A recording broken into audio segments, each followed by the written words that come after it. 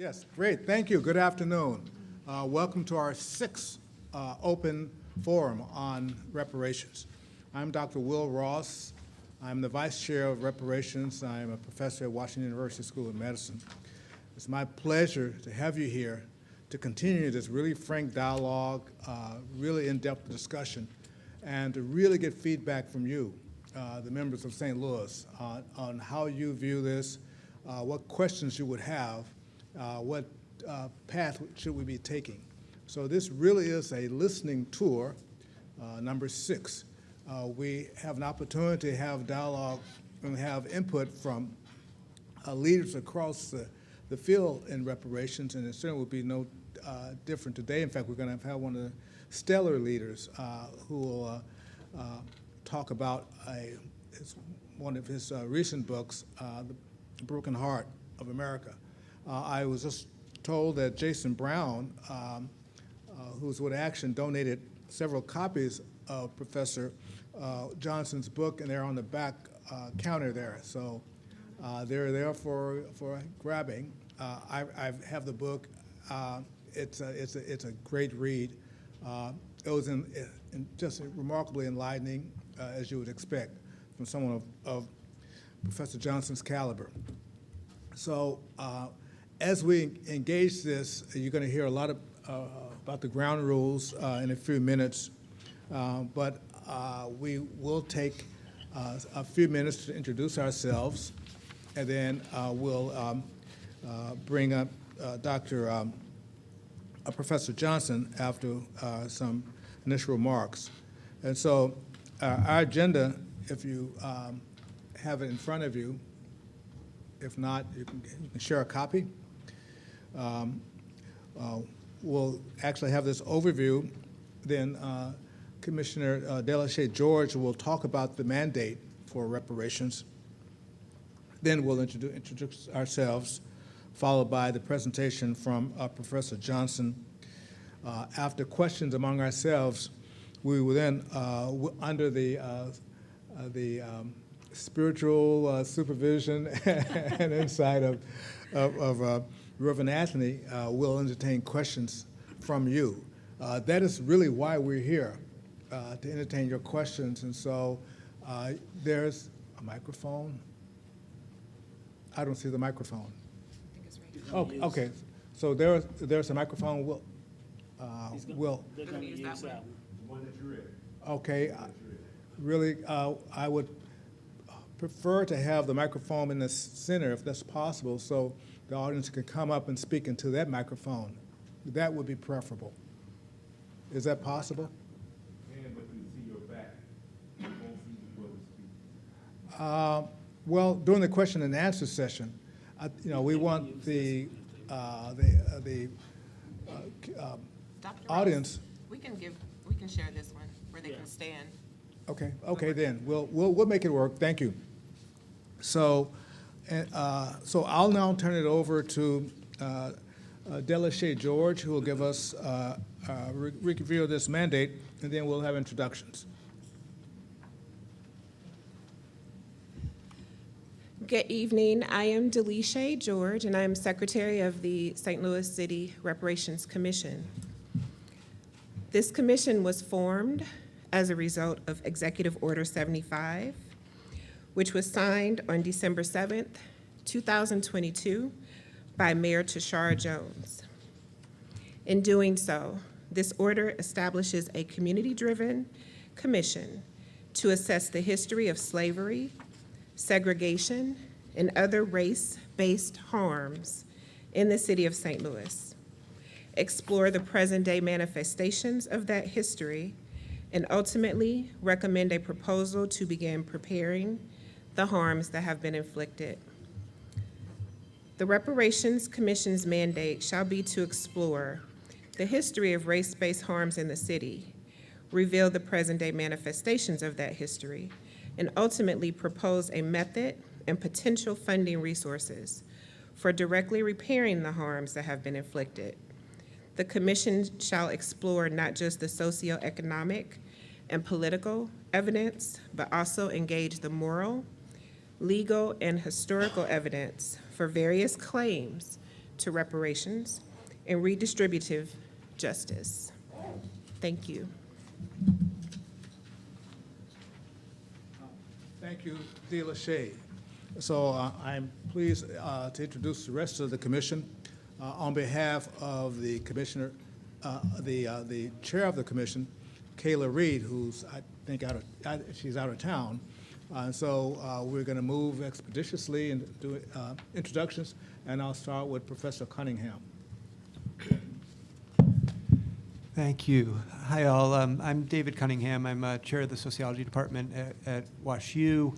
And again, as I always do, I want to just begin with appreciation for your all's attendance here today and just reiterate what Dr. Ross has already said. And what we really see as a centering value here is that we're really here to be listening to you and responding to you, not necessarily directly, but in terms of taking in all that you bring to us and using that as something that we're translating in our process as we're moving into working groups, as we're moving into thinking about these recommendations. It really all begins and really ends with you. So thank you for being here, and we look forward to today's presentation and to the discussion that follows.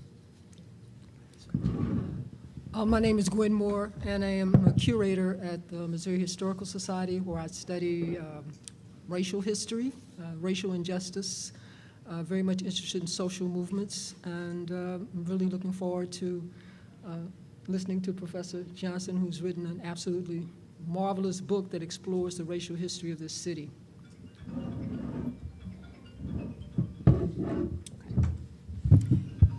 Good evening again. I am Delisha George. I'm program manager for Deaconess Foundation, and I am also excited to see you all here. And I hope, as everyone has already mentioned, that you all understand you're very much driving this process for us. So we sincerely appreciate your input.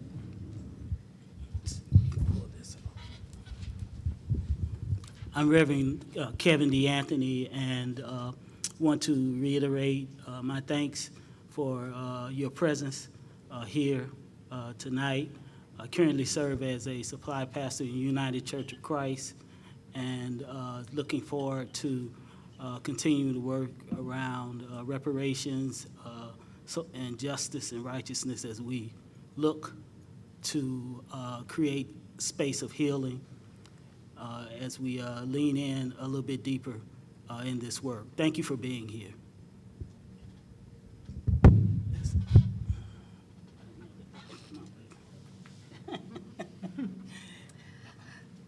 Good evening. My name is Kimberly Franks. I am a trained lawyer. Don't practice, so don't ask me for my card or legal counsel. Local business owner and mom. And one of the first things that I learned as a communications major, the first thing I learned was the most important communication skill is listening. And so I'm pleased to have so many faces in the room. Look forward to listening to the community and also listening to Professor Johnson, whose book I read zealously from front to back. So thank you all for coming out. Thank you. And I should state also that this commission meeting is being recorded. It will be placed on the website. We're all of us are going to be taking copious notes and sharing the notes and the input. So all comments will be captured. No comments are too small. We just welcome all the input. So now, it is my immense pleasure to introduce Professor Walter Johnson. Professor Johnson is the Winthrop Professor of History and Professor of African and African American Studies at Harvard University. He grew up here in Missouri, in Columbia, Missouri. With the backdrop of the Michael Brown killing in 2014, Professor Johnson wrote a landmark book, The Broken Heart of America, St. Louis and the Violent History of the United States, which was published in the spring of 2020. He tells the story through the lens of an overarching thesis, racial capitalism, which Johnson defines as the intertwined supremacist ideology and the practices of empire, extraction, and exploitation. His prize-winning books, Soul by Soul, Life Inside in the Antebellum Slave Market, and River of Dark Dreams, Slavery and Empire in the Mississippi Valley's Cotton Kingdom, were published by Harvard University's press. His autobiographical essay, Guns in the Family, was included in the 2019 edition of Best American Essays. It was originally published in the Boston Review, of which Johnson is a contributing editor. Johnson is a founding member of the Commonwealth Project, which brings together academics, artists, and activists in an effort to imagine, foster, and support revolutionary social change, beginning here in St. Louis. And so, it's our honor, Professor Johnson.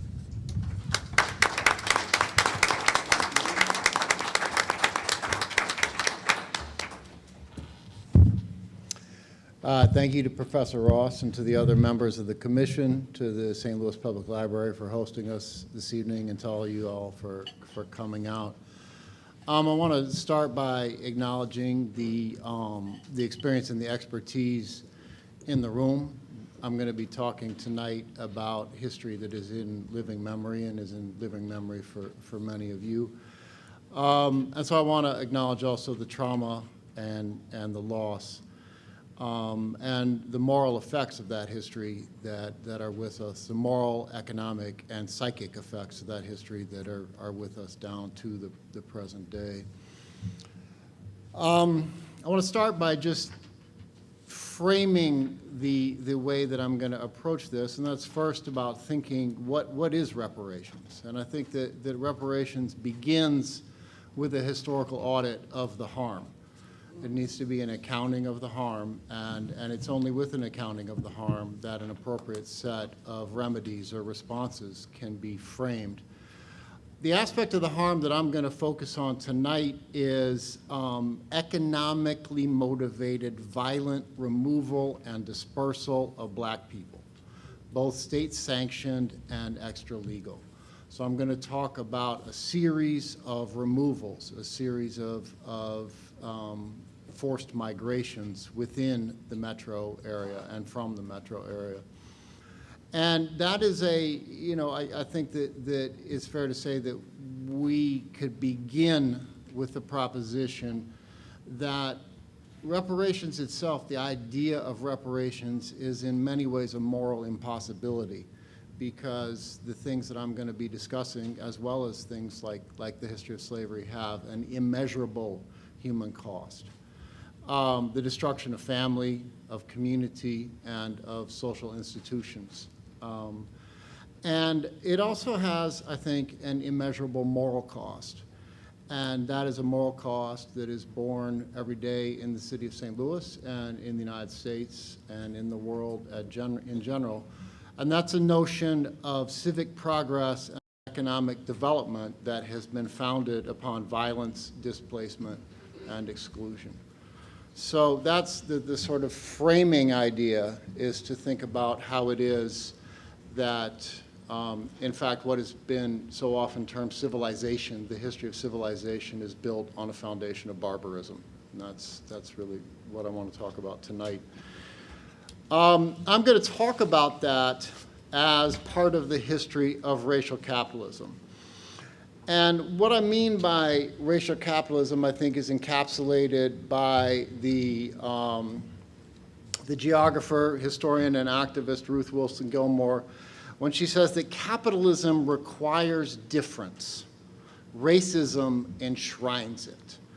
And what Gilmore is saying when she says that is that capitalism is the economic practice of generating surplus through exploitation, right? That if somebody can be made to work for X and produce something that can be sold for Y, it's that increment between X and Y that is the surplus. And that increment between X and Y is also the measure of exploitation, the measure by which somebody has made their living from the work of another. Now, if you look at the evening news, this is actually called the productivity of labor. Right, so when they talk about the productivity of labor on the evening news, really what they're talking about is the measure of the exploitation of labor. So capitalism is the economic practice of generating surplus through exploitation. Since at least the era of the Atlantic slave trade, racism has served as the primary justification for that exploitation, right? If people are going to be exploited, they're going to resist. Those people who continue the exploitation are then faced with having to justify it.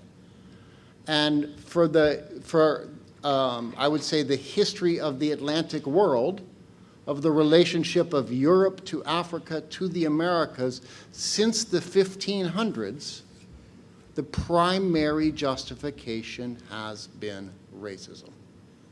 Right?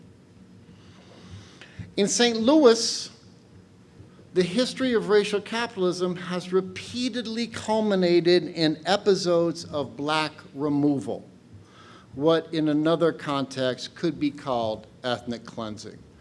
And so what I want to do, and I want to do fairly quickly because I both respect and admire the committee's emphasis on, the commission's emphasis on listening.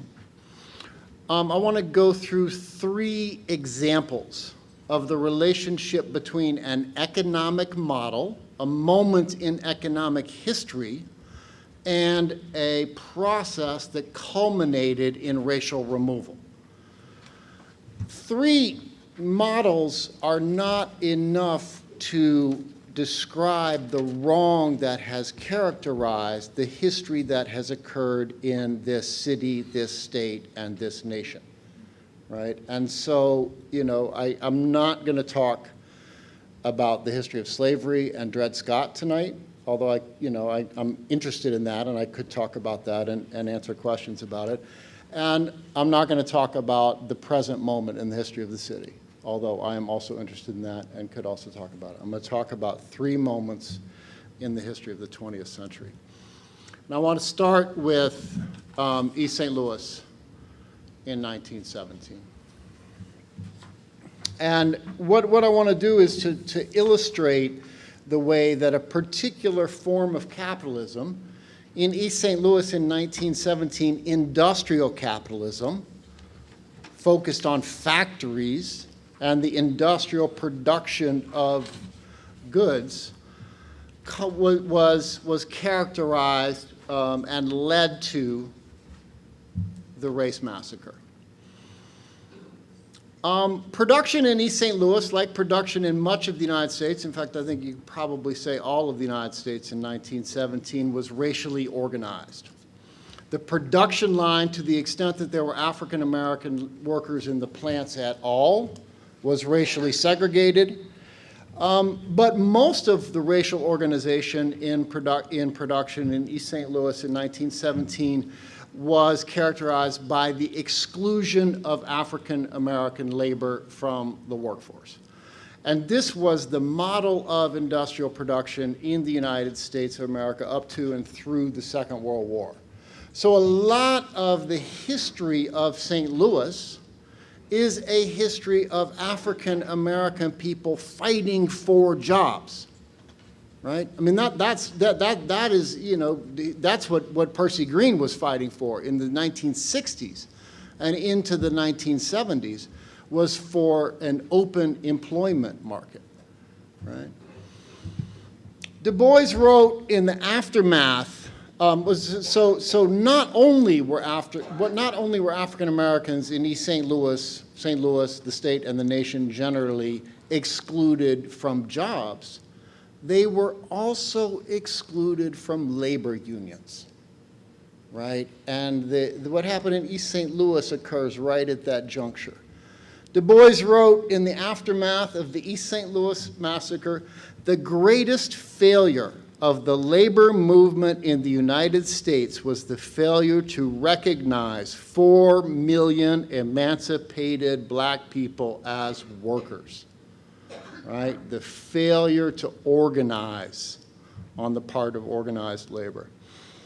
So what happened in East St. Louis in the summer of 1917 was that when white workers went on strike in the aluminum plant, right, the plant that is the ancestor plant of present-day Alcoa, The bosses brought in black workers who had not been organized by the labor union as replacement labor, right? So what happens occurs right at that contradiction of two different versions of how to use racism to create white economic advantage, right? One is the boss's plan to bring in African-American labor. One is the labor union's plan to delimit the labor force, to shrink the labor force by not allowing for black labor. The result was the savage destruction of the black community of East St. Louis.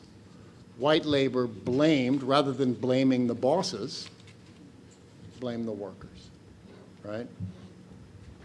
The murder of dozens, perhaps hundreds of people, and the driving out of thousands more, most of whom made their way across the Mississippi River to St. Louis on the night of July the 2nd, 1917. So that's the first removal, right? What happened out of a dispute a dispute in a factory was the destruction of a community and the movement of thousands of people. I'm going to talk next about Mill Creek Valley, one of the United States' great black neighborhoods, like Harlem or New York, like Harlem in New York or the South Side of Chicago, which was bulldozed in 1959. I want to talk about Mill Creek Valley, though, so the pictures that I have of Mill Creek Valley are going to be the fourth. Well, this section of the talk is going to rely on the third, fourth, is it the third? No, I'm sorry. The fourth, fifth, and sixth images in the little packet.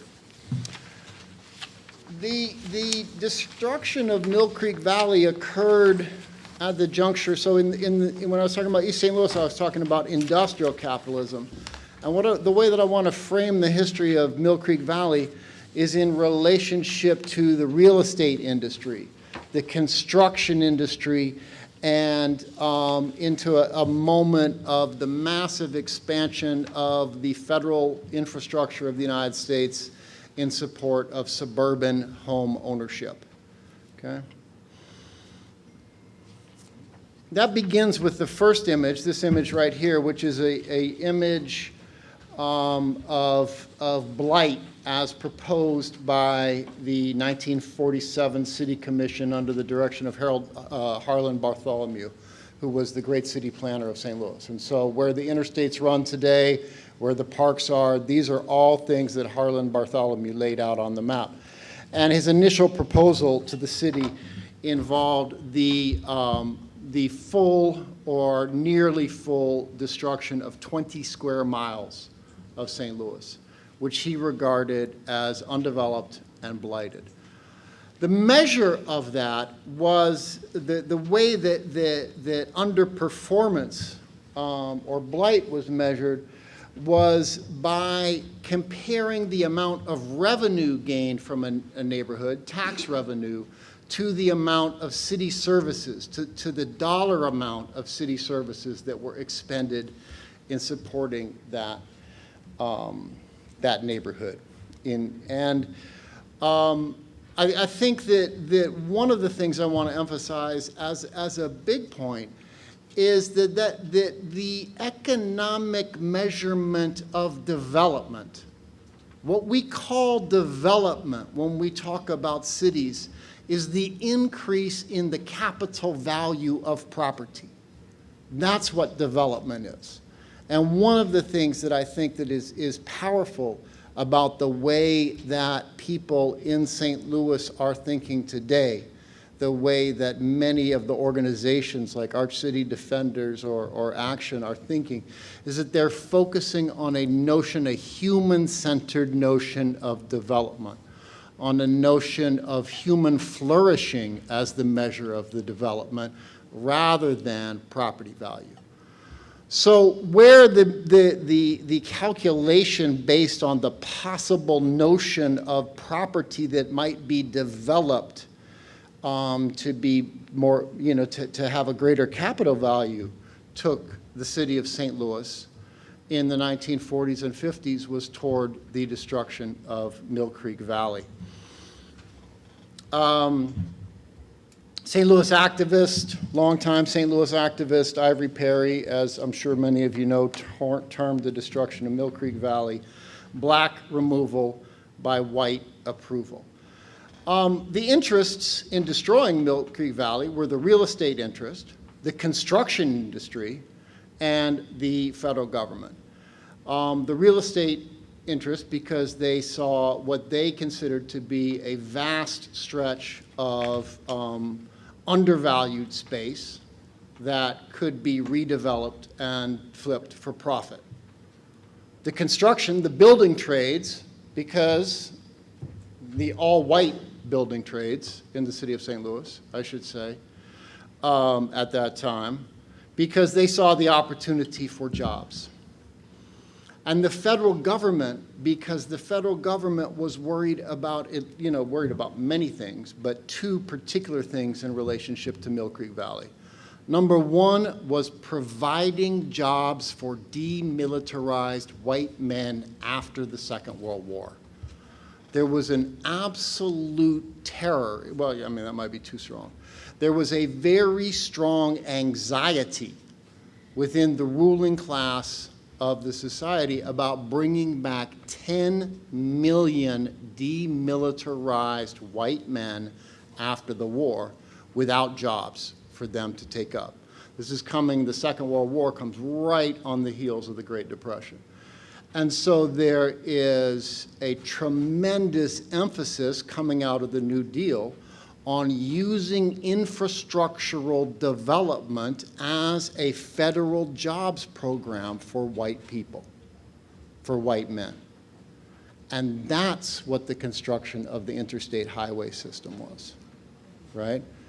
The construction of the interstate highway system in American cities as well, and perhaps even emblematically, in the city of St. Louis was also a federal subsidy to white suburbanites, right? It made it vastly easier for people to move out to the county and then commute into the city, right? And those people, because of, those people were by and large middle-class white people, both because of discriminatory zoning codes and because of extra-legal direct action, force, violence, vigilantism on the part of white homeowners and neighborhood associations in the county.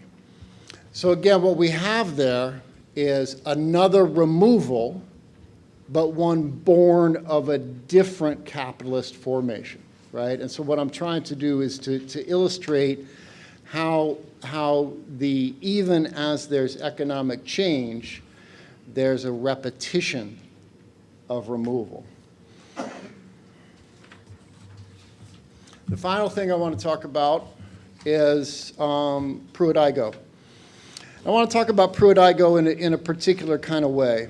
I want to talk about Pruitt-Igoe as a site for the expression of what I would call the academic defense industrial complex. And the academic defense industrial complex was extremely powerful in this city in the years in which I was growing up in Columbia, was not absent from Columbia. And that is the money that was made and the institution building that occurred at the juncture of the universities and the Defense Department, beginning with all of the research done on the Manhattan Project at Washington University, research which continues to haunt the city of St. Louis. It's present in the Westlake landfill, the presence, the afterlife of that research in Coldwater Creek, and in the terrible rates of cancer and other genetic disorders in North County. And I want to point to the way that Pruitt-Igoe was a site for the expression of this academic defense industrial complex. Pruitt-Igoe was the largest housing complex, public housing complex in the United States of America. 33 11-story buildings when it was opened. But by the late 60s, what was happening at Pruitt-Igoe was, well, even in the early 60s, were different forms of research. By the late 60s, according to Robert Hansman, who's written the book about Pruitt-Igoe, there were more sociologists than maintenance workers employed in the project. Okay, there were more sociologists than maintenance workers employed in the Pruitt-Igoe housing project. At the, actually several years earlier, and that's what this image is, the Army Chemical Corps used the Pruitt-Igoe housing project as a place to test the airborne, the flow of airborne radiological weapons. They did that in Pruitt-Igoe as well as through poor and working class neighborhoods throughout the city. And I'm certain that there are those among you who remember the cars going through the neighborhoods, leaving out a kind of a iridescent cloud that the kids would actually run into, right? In that iridescent cloud were trace elements of radioactive weapons, right? Same iridescent cloud that was intentionally released in the Pruitt-Igoe housing complex, right? So what we see here is a different form of exploitation, right? African Americans in St. Louis who are being treated as a reservoir, not a reservoir of labor, not even as the occupants of land that is demanded by white-serving economic development, but as an experimental population for military, scientific, and social scientific research. So again, a different model, right? A model that finally culminated in yet another removal in the violent destruction of the Pruitt-Igoe complex itself, which is, as I'm sure you all know, in this image. So I'm going to stop there. I can, if you're interested, talk about the longer history back to slavery, or sort of some of the more recent history. But again, I really thank the commission for having me, and I really appreciate your all's attention. Thank you.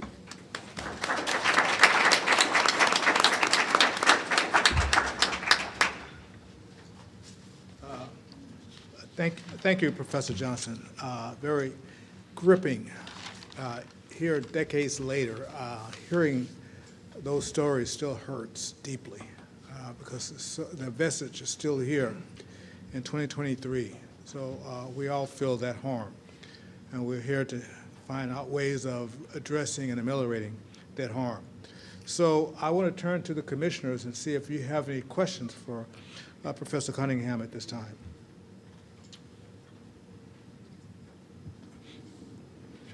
Thanks so much for the presentation, illuminating as always. And I'm curious. I know you referenced very specifically the phrase of civic progress founded on displacement and removal, and I know that phrase civic progress has a general meaning, but also a pretty specific meaning in St. Louis. And I'm just wondering if you can maybe, I know this would have to be in brief, but kind of move the history forward a little bit in thinking about, say, development in the Central Corridor and some kind of more recent initiatives that aren't as overtly charged as some of the things that you've talked about that you may or may not see as doing the same sort of work as the cases you talked about.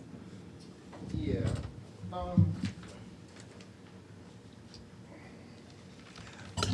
I'm not, I think, enough. I mean, honestly, what happened was I continually lose my debit card.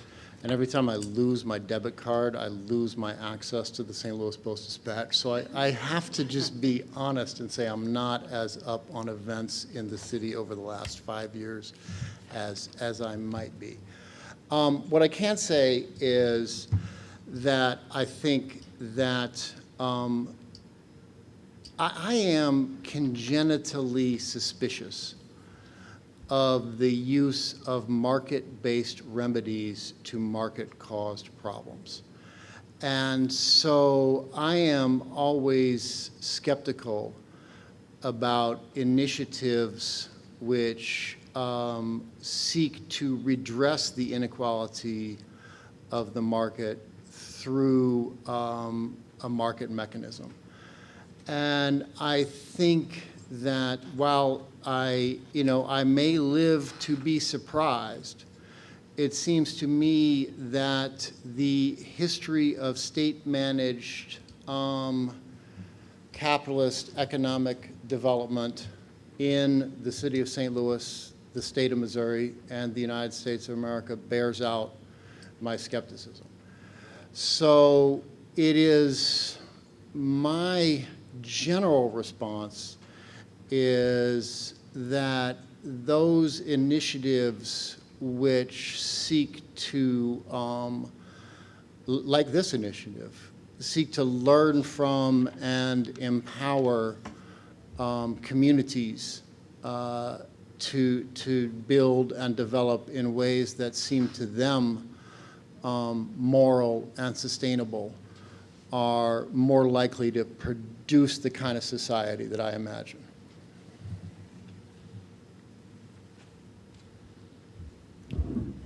Well, I don't really have a question. Maybe I have a comment. I'm glad that you brought up. You Mill sound like Creek. that's like all my colleagues, you know. I have a little comment, no question. No, It is a little comment. no, I'm teasing. Because I want to see most of my time to the audience, because I want to hear what they have to say. But I just want to say I'm glad you brought up Mill Creek, because Mill Creek, I think there was an attempt not just to erase it from the face of the earth, Yeah, but to erase it from public memory. right.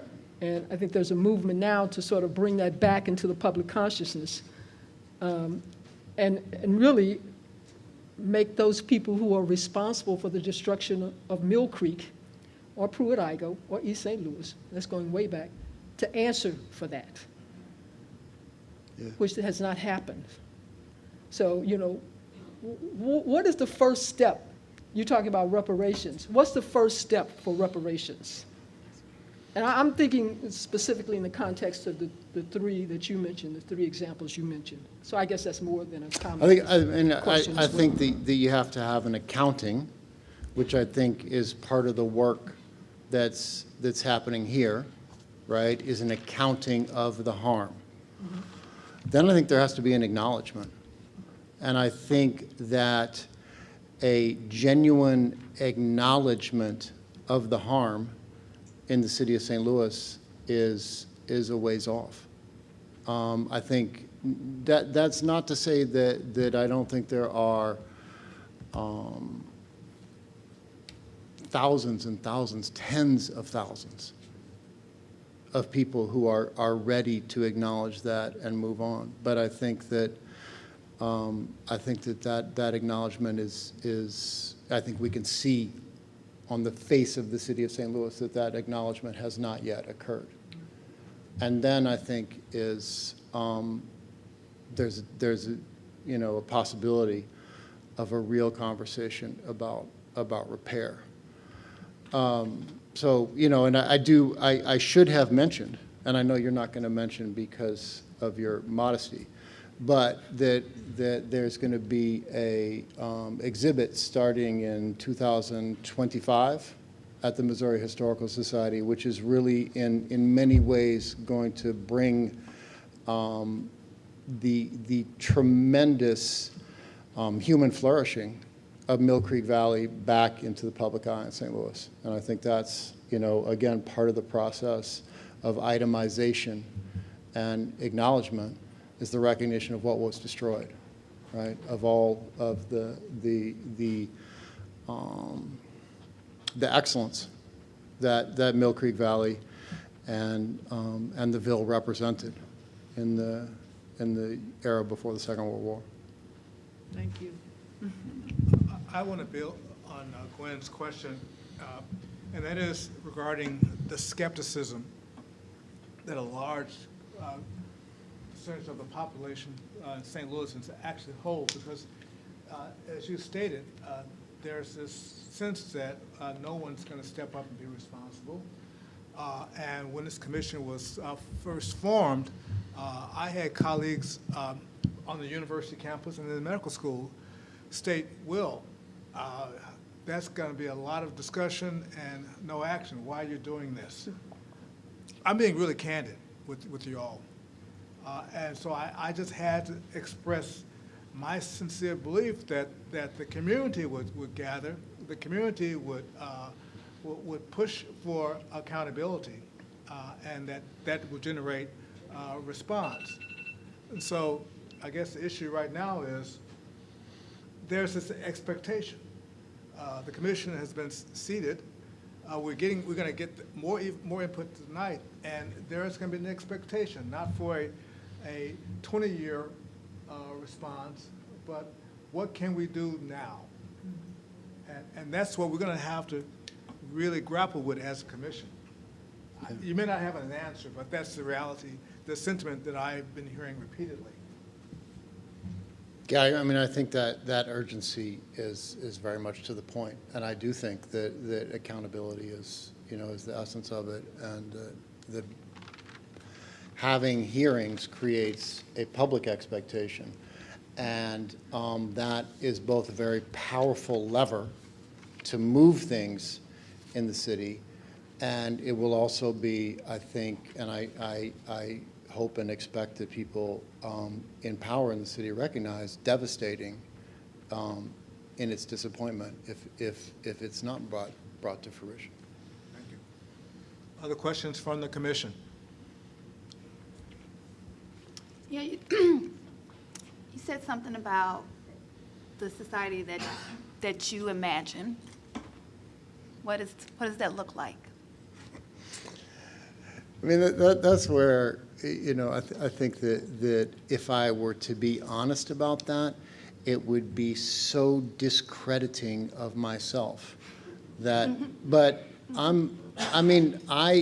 literally imagine a society that is based upon things that I have seen happen in St. Louis, right? The work that I have done and the people that I have come to know in the city of St. Louis have changed my vision of what I think is possible. Now, that society is one that I believe is possible because of what I've seen people do in St. Louis, that if you say the words that describe it in the public sphere of the United States, you are imagined as a mad person, right? But what I believe is possible is fragments that I've seen, what I think of as fragments of the future in St. Louis, which is a society that's based on mutual aid, that's based on direct democracy, people having control over their own lives, people supporting one another, whether that's the example of the solidarity economy, right? The example of Black Men Build, of young black men coming together to serve needs in the community, self-identified needs in the community. For me, that's the society that I imagine. And it's a society then where we don't outsource the care of others to, we don't outsource that. We care for one another. So honestly, it's can I say this? Can I cover this up? It's kind of a Christian anarcho-communist society.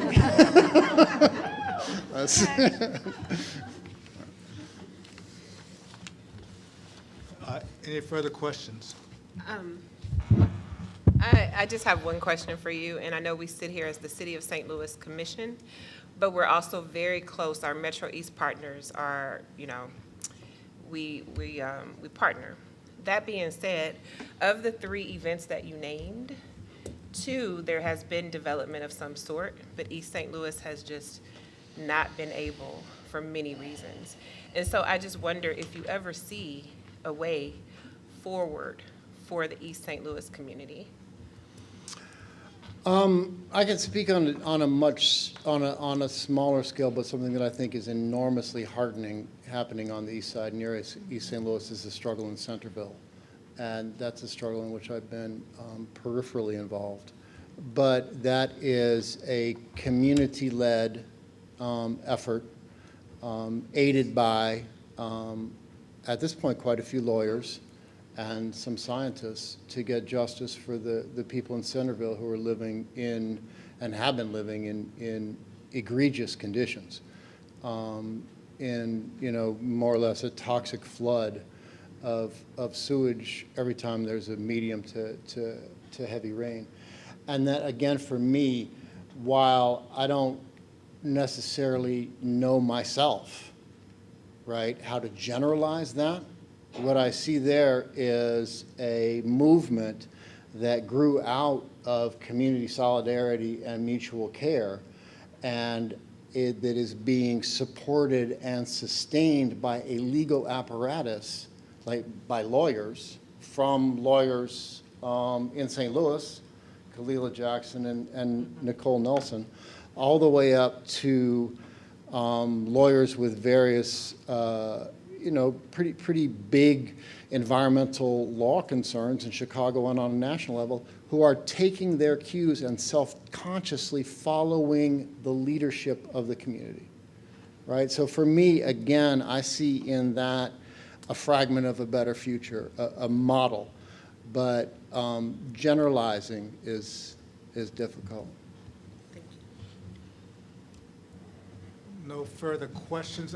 We're going to take this opportunity, because we have such an eminent speaker here, to diverge from our usual protocol and see if there are questions from you for Professor Johnson while he's here.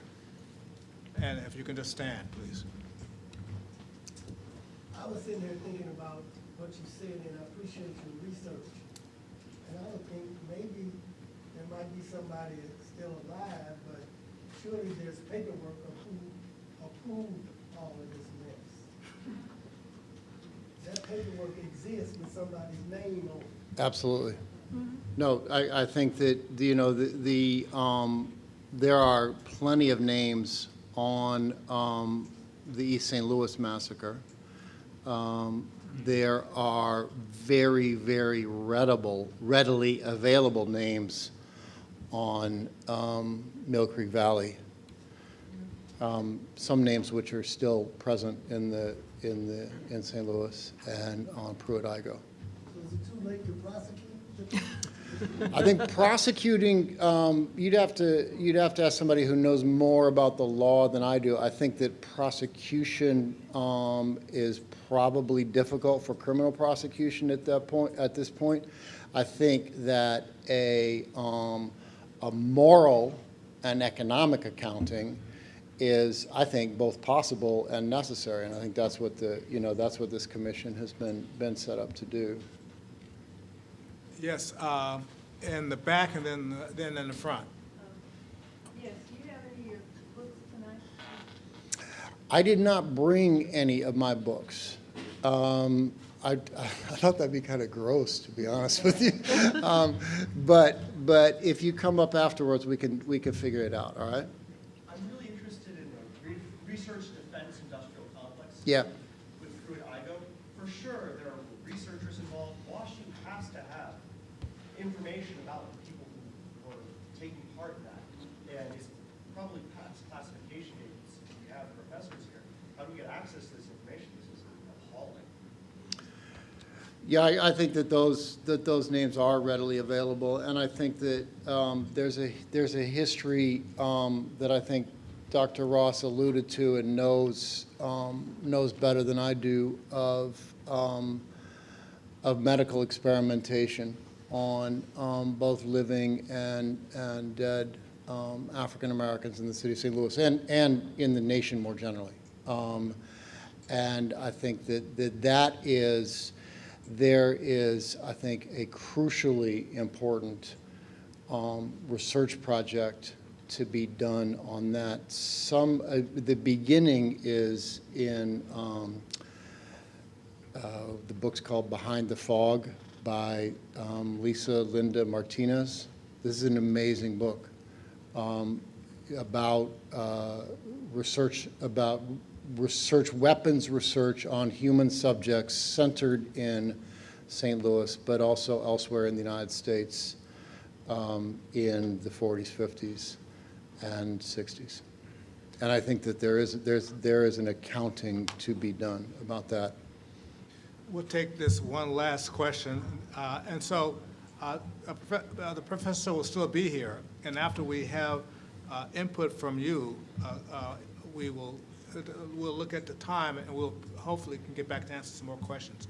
But yes, ma'am. I was wondering, was you making any efforts to collect names of persons who may have been victims of that Mill Creek fogging? And I was living in Mill Creek from 54 to 59 until they came to the.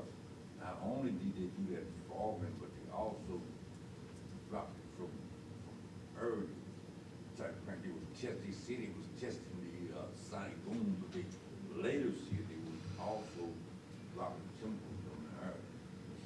So I would be a victim if you collect the name. Absolutely. No, I appreciate that. And I also think that that's one of the things that's essential about this process is for knowledge that's been in neighborhoods and in families and communities to get, written down and to become part of the permanent record of the city. I appreciate that. Okay, we're going to take two. Okay. Okay, question here and then here. Yes, ma'am. I know that project was built in the 50s. I was one of the persons that lived down in the project. I was born and raised in the project. And I knew it had an effect because I don't have my parents. When they were doing that testing down there in that region, around that location. And I know I came back to find out you being a commissioner over what's going on for the restitution that needs to be paid out for that. And they pay restitution for everything else. But they not, and I stayed on top of this. I've been on this for a long time. And this is the first time I'm ever listening to somebody bring it to the table. Now, my question, what are you going to do about the restitution for those that survive? Yeah, I think I'm first of all grateful to you for bringing that up. I think the question of restitution is for the commission, but what I would want to emphasize, along with what you're emphasizing, is the enormous extent of the presence of these histories in our lives. And in the case of the waste dumps, in the case of the Westlake landfill and Coldwater Creek, the presence of those wrongs in the future of St. Louis for actually unimaginable numbers of years, right? That just, and I agree with you that one necessary part of this is some kind of effort to account for the terrible, statistically anomalous frequency of disease in areas, both in Pruitt-Igoe, in areas where there was other airborne testing, and then in the vicinity of Coldwater Creek. Absolutely necessary. I know they couldn't build on it for a while because of Yeah. nuclear waste, which was, that's why they mapped it off all the way around. Right. Remember? Yeah. Because of that the radiation activity that was in that region. So I know in a certain period of time, you have to let it die down into the Yeah, well, soil itself before you build it. Now Right. they're in the process of building new structure on that land. Right. And I know the things that they're building on because I've seen the charts. I'm a contractor, so I know what's going on. Yeah. That's why I'm here today. I want to know what's going on. Yeah. We got everybody out there. And we need to know, in the money that they allocate to build on, that money should be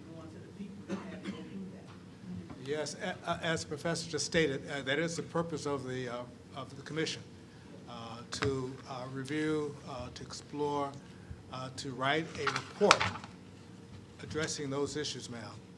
So this has to be brought to light. You called me ma'am, I'm sir. I'm sorry, I'm sorry. I can't help because I look like my mom. Okay. Look, I just always have to correct people. I just always ask my mom, can't they see? Okay. I do apologize. You know I have bad I vision. ain't changed my dynamics up in all my years. I've still been this way, so I Okay. just wanted to let you know I'm a man. I I apologize. ain't trying to change anything. All right. Yes. I just, you know, look, I I- just want to let you know, I am the man. Okay. Yes, sir. I got it now. Thank you, sir. Yes, ma'am. Okay, so I had one of the commissioner, I think the lady in the golden mustard top, she asked about, more current projects with the same effects or the purpose, as you were mentioning, Professor Cunningham. And it brought to question, okay, so I live in North City, on the corner, it was an old, carburetor's building on the corner of St. Louis Avenue and North Grand, that was demolished. I live in the area, and I'm like always calling, the civil, you know, I'm always calling stuff in all the time. That's why the streets are getting paved and all that, because that's dangerous. So my mom was like that, I'm the same way, okay? But my question is, I have been trying to get, the EPA, I have contacted individuals with the EPA and also with the mayor's office in regards to the PCB that was on the land or that was from that company. They fenced off that area, that large area, which is now owned by Herbert Hoover. They fenced it off, but for some reason, every few months, a chunk of the fencing is missing, which leaves the community, wildlife, human beings exposed to that property. I'm trying to get help in order to protect my community, protect myself, protect my children, protect everyone in the area, because a lot of people don't know what PCBs are. So I'm trying to protect the individuals who do not know. PCBs, they cause like liver damage. It causes a lot of different ailments in the body. As a result, it just basically deteriorates your body. You know, just like the cold water creek and all of this, it's a contamination. And so I contacted EPA myself. Sent emails and pictures. There is a sign on the gate that tells you what chemical is on the land, and it tells you that if anything happens to this fencing, it's regulated by the EPA and the mayor's office. Well, I've called both, and nothing has been done. Yeah. So if someone up here can help me out, help a sister out, please, because I cannot. I would feel horrible if something happened. You know, I always educated individuals about Coldwater Creek or anything that I possibly know of. When I purchased my home, I've been living in Hyde Park for 10 years now. I was being forced to buy property in North County. I refused to buy it, because I had already known about the developments that were going to take place in North City well before it started, and I wanted a piece of it, okay? So I did my own research. I bought my own, I did everything that I needed to do myself to purchase in that area. And then now my niece bought a property over by Coldwater Creek. Now her kids was going to the school, what's the name of the school that they just shut down? In Hazelwood, which means that her kids are playing in the backyard.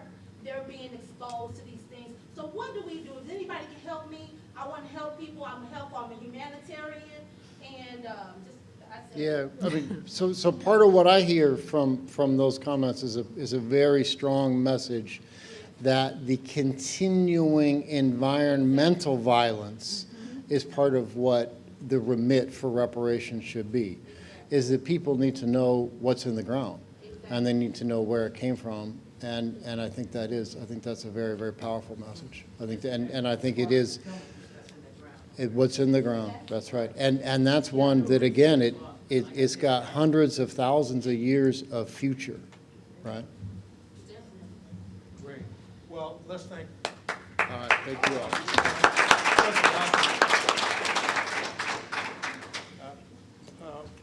Again, we expected that to be really riveting, very in-depth, and sometimes painful, hasn't necessarily painful review of what happened. So we thank Professor Johnson for speaking to us. Now we want to hear from you, and I'm going to turn it over to Reverend Anthony to kind of give us kind of the guidelines for how we will be receiving your comments.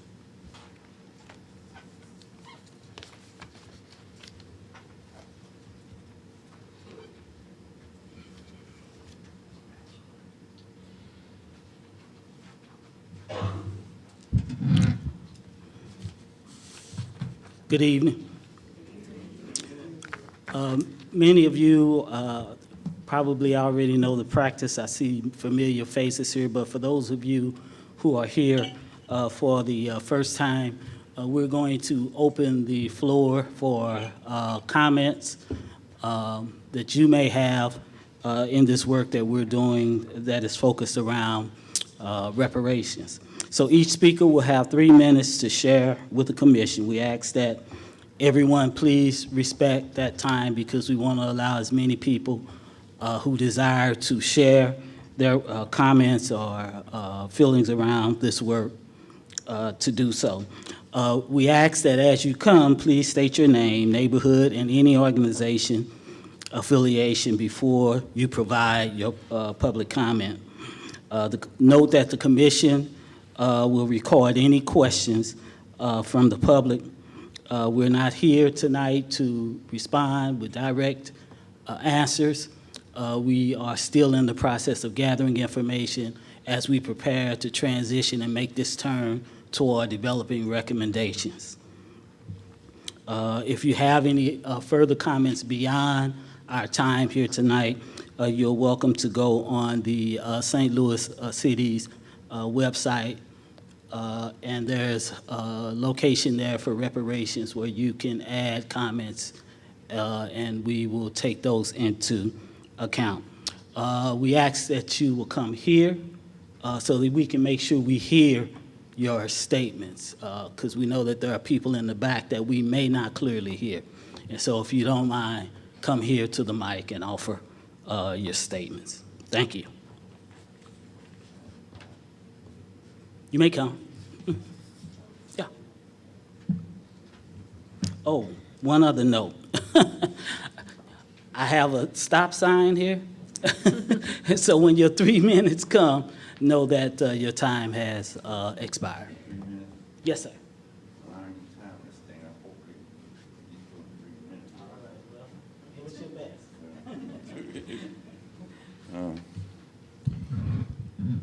My name's Larry Graves, and I pretty much lived all over the city, but I moved to St. Louis County now, but still, like I said, I lived in the city 50 years, so I still got a pretty strong interest in the city. We submitting 2 proposals. The first proposal deals with gun violence, and in particular school shootings. That proposal requested the City of St. Louis Board of Education create and institute a curriculum that teaches the history of gun violence that include cultural, the entertainment industries, and mental health, and impact on gun violence. I've spoken with an educator that has 40 years or more experience in teaching grammar school. It's her opinion that such a curriculum should begin in 5th grade and continue through 12th grade. I proposed such a curriculum back in 2019 at a Board of Education town hall addressing a rash of adolescents dying in crossfires. However, one was only allowed 3 to 5 minutes to speak, which was not sufficient time to explain this proposal. Hopefully, by submitting this written proposal to this commission, the Board of Education will have a better understanding of what may be needed. The second proposal deals with high-speed police chases. It deals with a more effective and safer means of pursuing fleeing felons. It deals with priority information. Thus, I won't be speaking publicly on this function. However, I'm submitting a confidential patent disclosure to Mr. McLemore.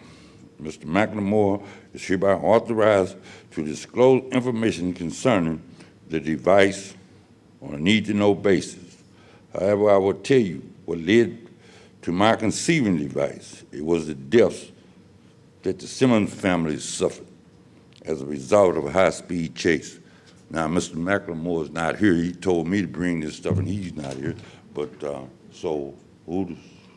I will seek support from the commission. Thank you. All right. Please step up for questions.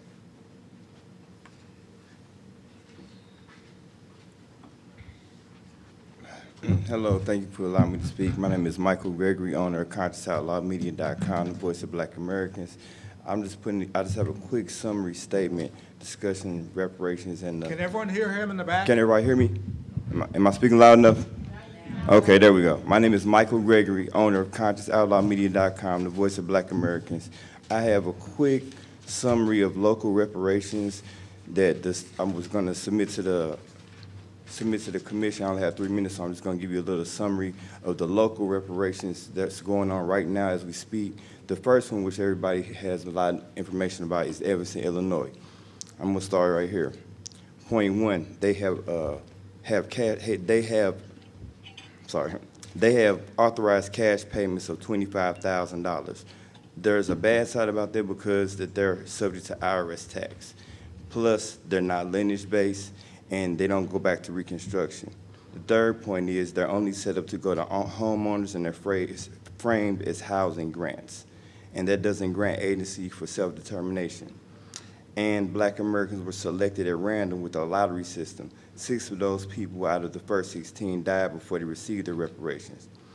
Point 4, they only authorized $10 million over 10 years. Point 5, Newsweek reported that the funds came through cannabis sales of 3% and a real estate transfer of 1% on properties over $1 million.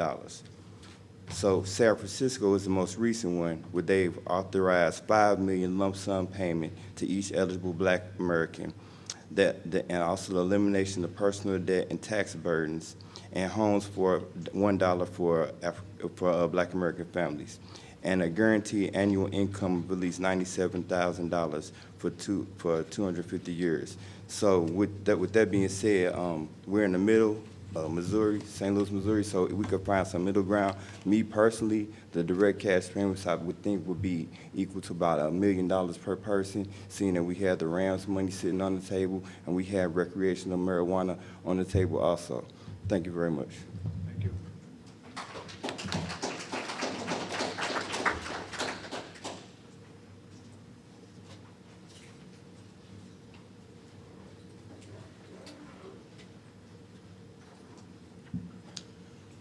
My name is Joshua. I grew up in the area of St. Louis Avenue and Vanderventer. The last meeting, I kind of reminded the commission that the date, time, and place of the meetings hadn't been put on the city calendar. As of Friday past, it was not there. That's 6 months. They couldn't find a way to get this meeting on the calendar.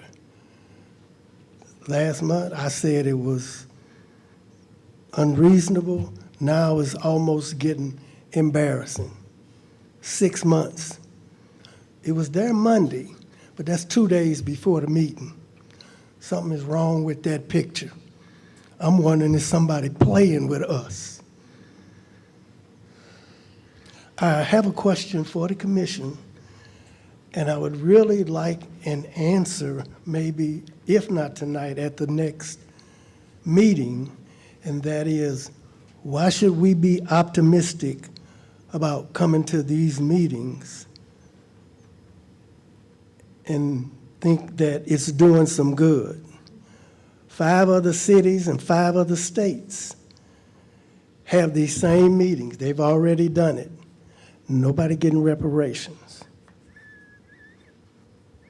And we know of 2 pots of money that's sitting that can be used for reparations. Maybe you can tell us why we can't use that money for reparations. And I think I noticed not a lot of aldermen are here. So if we getting ready to spend hundreds of millions of dollars giving out to black people, seems like the aldermen ought to be here to see what's going down with that. Do they know something we don't know? Y'all need to think about this. It's right in front of you.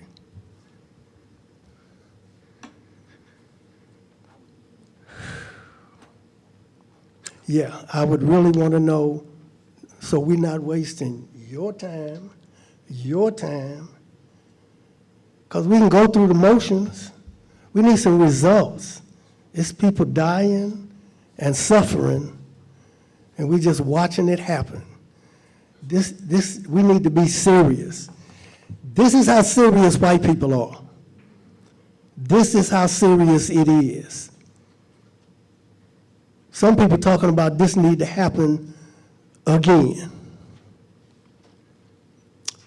So let's do a lot of thinking, people. Thank you.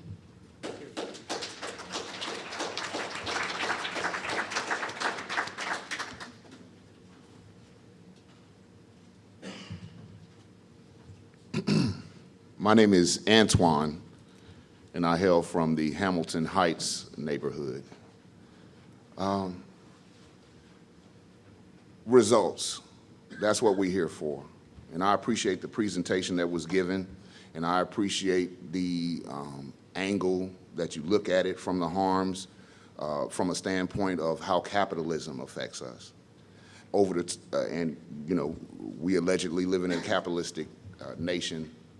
Over the course of my lifetime, I've seen this nation move away from many capitalistic ideas and practices. And those movements have not borne any results for us. So for us, it'll never be a matter of, is it capitalism, is it communism, is it socialism? It's all-out war against us. When you say, you know, they did experiments, what you call experiments, and they drop all these chemicals on there, that's war to us. It's an experiment to them, but it's low-intensity war. The military has a term called low-intensity war, and it's killing us. So what we want is results. What we don't want is another round of sales pitches for financial products. With the exception of any minors who may be owed cash reparations, with the exception of those minors who may need a trust to hold their money until they're old enough to know what to do with it, with the exception of that, Black Americans, speaking for the grassroots, we don't want to hear anything about trusts, bank products that can help us along the line until we have proper reparations within our pocket, and then come talk to us about trust. Then come tell us about oh, this can help you. If you put your money over here, that can help you. Put my money in my pocket first, and then tell me what you have that can help me, because all these financial products and all these sales pitches as a prerequisite to my repair is a slap in the face. So as far as it comes for, in order for us, before I get out of here, I want to address some pushback that I've gotten on cash payments. And the major, most realistic and important pushback that I've gotten is that I've been told that I have to face the reality that we came into this position that we're in through a system called white supremacy, and that we need to be repaired systematically also. Why would we endure all these harms and then not have the understanding and wherewithal and foresight to systematically repair ourselves. I think that that's very necessary. And I think that our community is already prepared to do that for ourselves if we are given what is owed to us. This is a debt. It's not welfare. It's not anything like that. It's a debt. And we want that money in our pocket so that we'll have the agency to do what we need to do with it and rebuild Black Wall Streets, rebuild Rosewoods, and rebuild the towns like sitting under Lake Lanier and all the time places that were taken from us. So I appreciate y'all letting me speak, and we want some results with that cash payments. Thank you.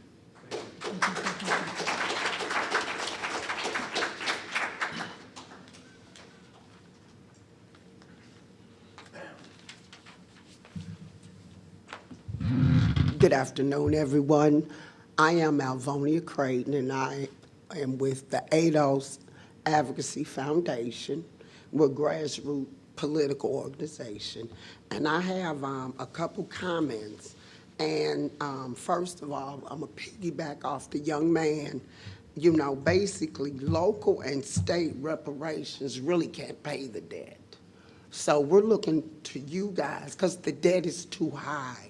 We're looking for you guys to help change public policy that will support us and that you support federal reparations, because that who owes the reparations and that who can actually pay the debt.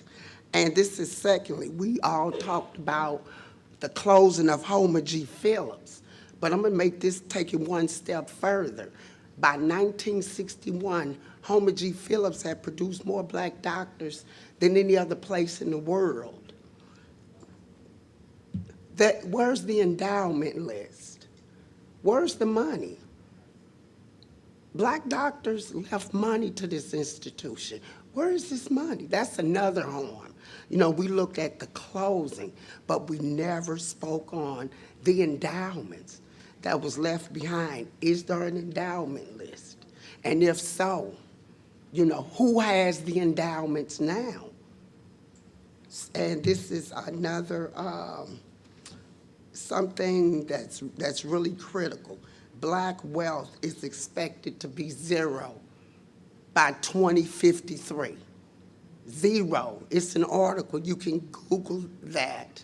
It's a real article that says Black wealth is expected to be zero by 2053. And secondly, I just want to thank you guys and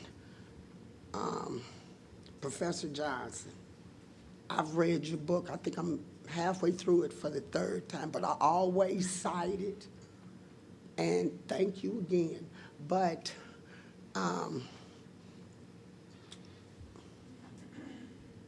with the only thing besides dental records of the children, is there any other pertinent information about the disease process of these people that we can access online? My son's father is from that area. He was in Pruitt-Igoe, and my son has problems, and we think that it's directly linked to that. So is there any place we could readily find additional information? Let me talk to you after. Will do. Maybe we can loop in Dr. Ross, who would know much better than I do about how to pursue. All right. Thank you all again for your precious time. Have a great day.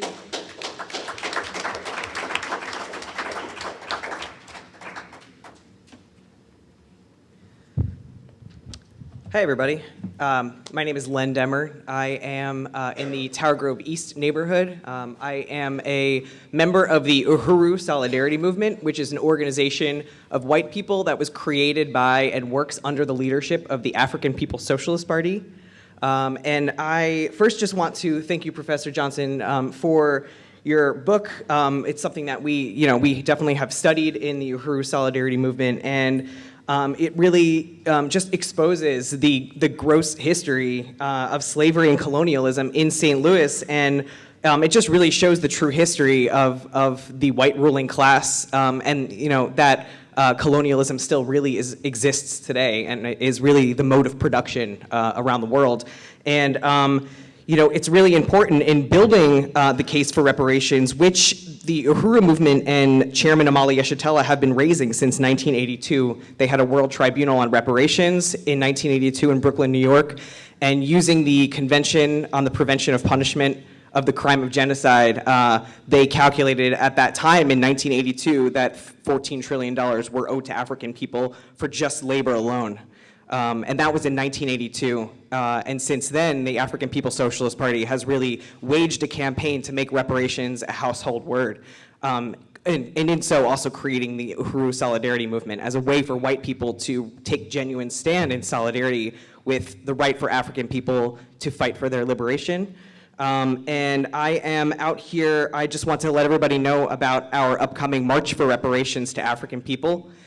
This will be held on October 21st, 2023. We're meeting outside of this library at 1 p.m. and marching to Tower Grove Park for a rally with speakers, and we will also hear from Chairman Omali Yeshitela as well as Penny Hess and Chair Jesse Neville. Those are two white solidarity leaders under the leadership of the African People's Socialist Party. And this is really a call to take a stand in the brutal history and repairing the damage of colonialism. And also, it is a stand against the U.S. government's attacks on the African People's Socialist Party and the Uhuru movement, which happened on July 29th of 2022 here in St. Louis. The FBI raided 7 homes and offices of the Uhuru movement, of Chairman Omali Yeshitela's home in North St. Louis, as well as our Solidarity Center on the south side on Gravois Avenue. And so this is really a call to everybody, but specifically I'm talking to the white people in the room. This is your call to really to take a stand for the right for African people to organize for their liberation and for freedom of speech, which has now come under attack by the U.S. colonial government. So everybody, please come out to the March for Reparations, stlouisreparations.eventbrite.com, and I have some more info so you can see me before you leave. Thanks.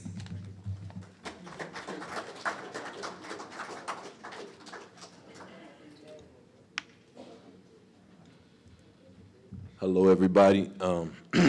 My name is Anthony Johnson, and I hail from the Academy Sherman Park neighborhood.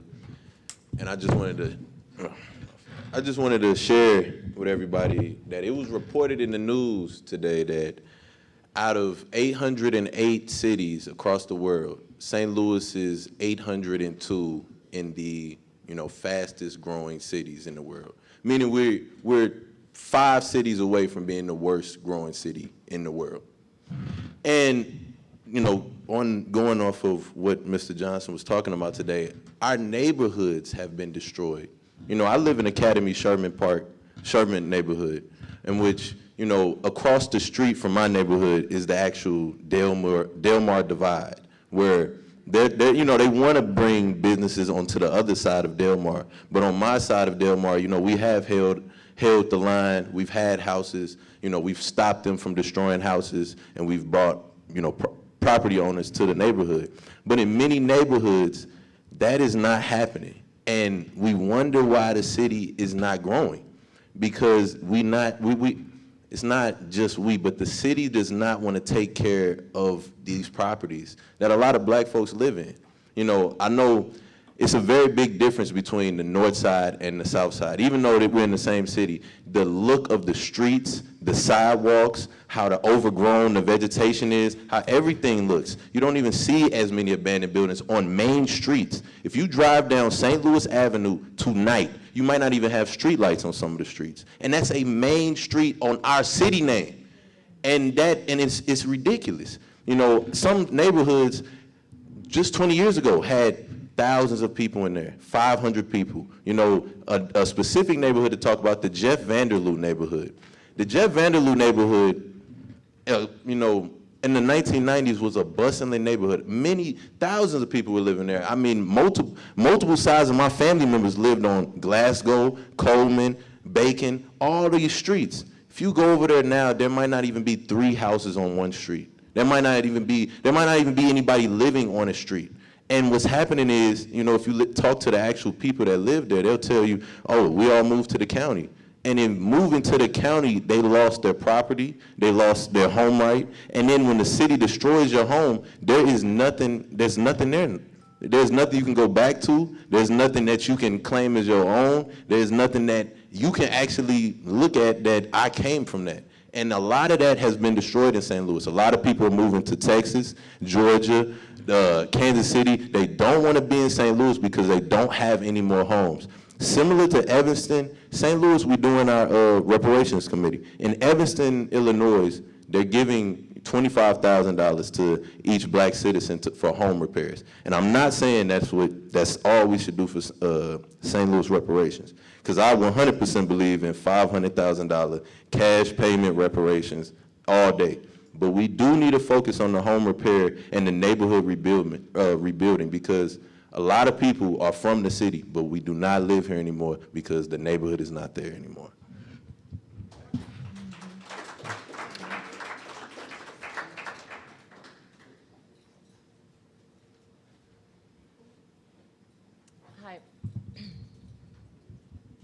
Hi, my name is Michelle Whithouse, and I live in the Tower Grove neighborhood currently.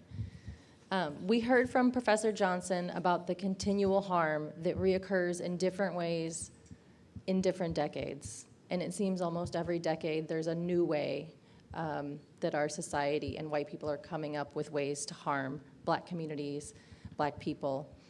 And the thing I really want to say to the commission is that reparations must go beyond the past and the present and really look into the future as well. And I say that agreeing that we need huge financial reparations, of course. To me, that's a no-brainer when we talk about reparations. But there also need to be reparative policies that focus on preventing future harm, protecting our black residents, their neighborhoods, and their spaces. Trying to predict what harms continued racism can cause in the future is a difficult task, and I'm not expecting you all to be psychic. But I do think enacting measures to prevent future harm is a really needed component of reparations. And so I would like to ask you to just think of the future, and are there ways, policies we can put in place to, there are things we know about, like gentrification, right? What kinds of things can we put in place to prevent gentrification and help existing community members, but thinking beyond that to what we think might happen in the next decade, in the next century. Thank you.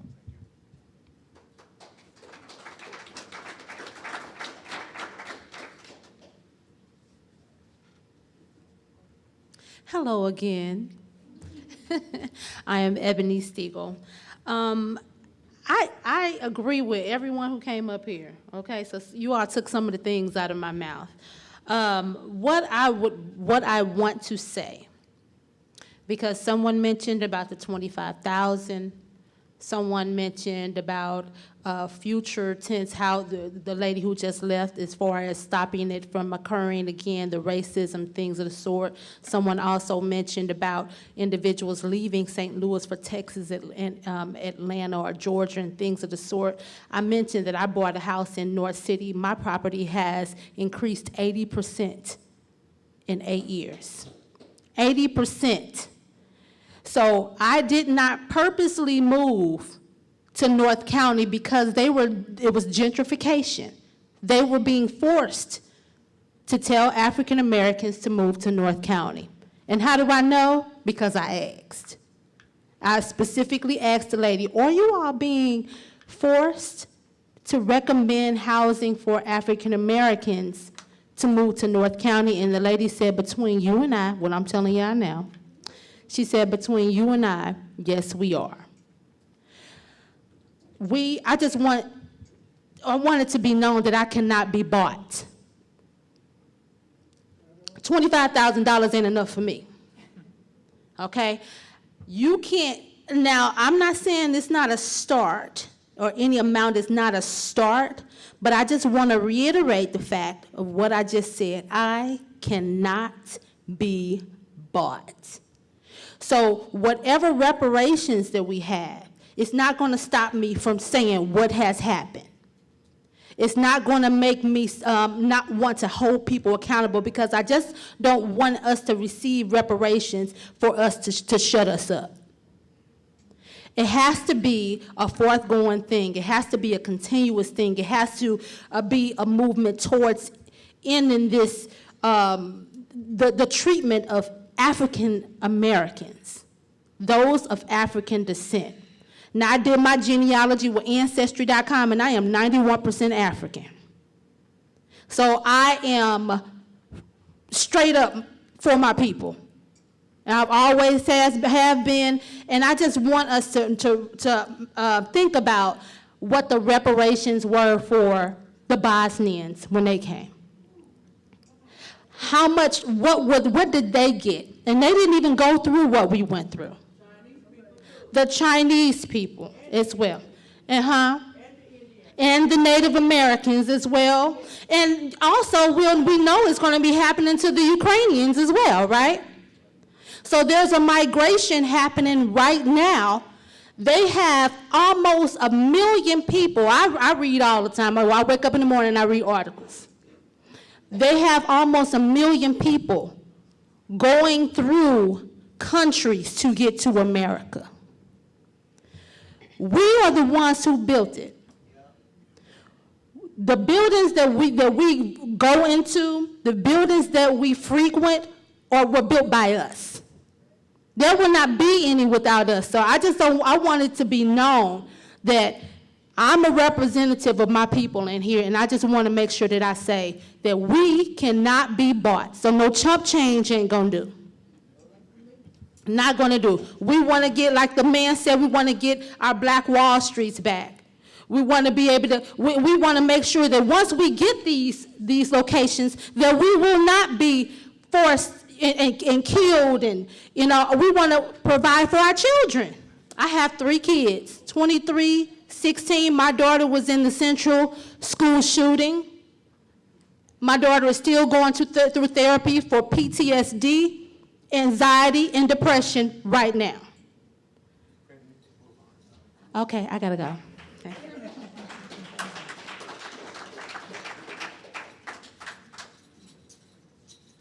Good evening, good evening. Overseer T.S. Wesley. I live in Walnut Park. Thank God for my husband, who's been there for 40 years. And I've been there for 10. But I want to say how do you run a race when your constituents had over 400 and something year head start? How do you run that race? How do you even think about catching up? How can you catch up? But the only way we can even begin to start is with our Caucasian brothers, our Caucasian sisters, youdabomb.com. And Lady Frank, youdabomb.com. Not taking nothing away from all the rest of but y'all the bomb.com. I want to thank our Caucasian, but y'all have to have a heart to even come and sit here. Because some of us that are saying, who are they to be telling us what we going to get from reparations? They the one that got it. So we have to start, but we have to start. If you're trying to get somewhere different, you have to do something different. If you don't renew your minds, if you don't get out and vote, nothing is going to change. We have to set something in place for those babies back there, because it won't be here if we don't. So if we just trying to look after us, 25,000, 35,000, how about renewing our minds so that we no longer would be African Americans? We want to be Americans, because there are no Caucasian Americans. I'm a European American.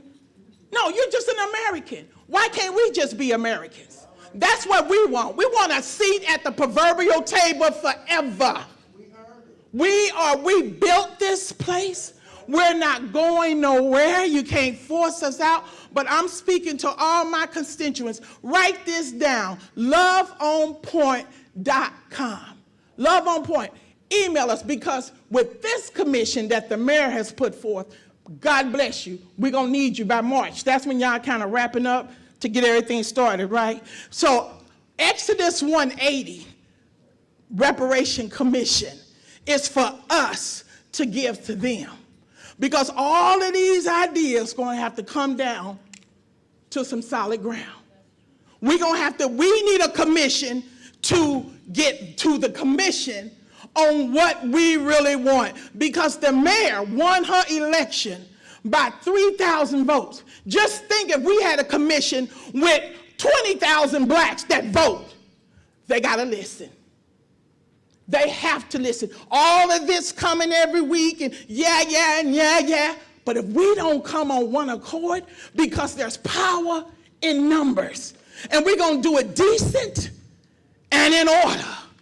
We want all of our Caucasian constituents. We need his brain. They know more about us than we know about us. Hello, somebody. So we know all about the Pirago. The little thing I'm fit to get before he get me time out. Now, the other two speakers, they didn't use their whole 3 minutes, so I'm going to borrow some of theirs. But what he was trying to tell us in layman terms about Pirago, it had 11 floors. It had 11 floors. 3 months after they put us in that experiment, 3 months after, the elevators didn't even work no more. Can you imagine walking up 11 flights of stairs with groceries? Girls was getting raped in the elevators that used to work, in the stairway. It was a horrible mess. And yes, I'm old enough to be there because I'm 65 years old. I'm old enough to know all about it. So to all of my constituents, if you guys are ready to do want something different, we got to do something different. loveonpoint@aol.com. loveonpoint@aol.com. We have to get our commission for the commission. In Jesus' name.